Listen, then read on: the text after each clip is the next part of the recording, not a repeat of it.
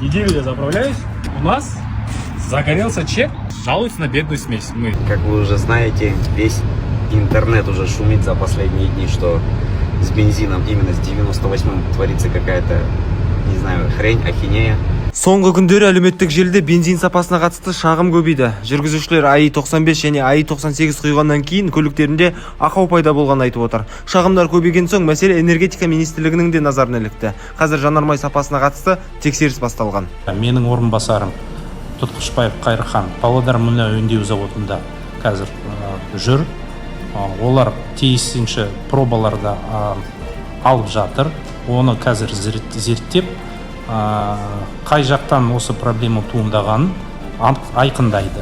Айқындағаннан кейін біз тиісті нәтижелерін жариялайтын боламыз. Мәселенің анық-қанығын тексеру барысында тараптардың пікірі екіге бөлінген. Энергетика министрлігінің айтуынша мұнай өңдеу зауыттары мәселені жанар-жағармай станцияларынан көреді. Ал АЗС өкілдері керісінше кінәні зауыттан іздейді. Мұнай өңдеу заводы жанар-жағармай станцияларға көрсетіп жатыр. Жанар-жағармай станциялар мұнай өңдеу заводын көрсетіп жатыр. Сол үшін біз энергетика министрлігі жағынан және сауда министрлігі жағынан оны бәрін айқындайтын боламыз. Рахмет. Кімнің кінәлі екенін тексеріс нәтижесінде анықталып, мәселе де шешімін табар.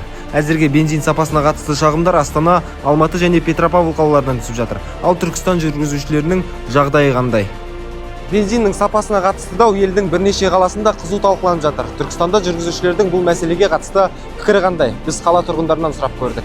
Синойлыға, иә, әрине. Синойлыға толып, постоянно Синойлымен қиямын. 92-95 араластырып қоямын, бәрінде жақсы. Сапасы жақсы, иә. Бензин сапасы ма? Иә, нормально жақсы. Жақсы Синойлықты. Ыңғайлы, QR істеп қойған. Кейбіреуінде онша емес, кейбіреуінде жақсы. Бензиннің сапасы расымен күмән тудыра ма? Әлде жүргізушілердің шағымына басқа себеп бар ма? Әзірге белгісіз. Нақты жауапты басталған тексеріс нәтижесі көрсетеді. Ал бізде күтуден басқа амал жоқ. Саят Барқұл, Аружан Балғабайқызы, Шындық ақпараттық порталынан.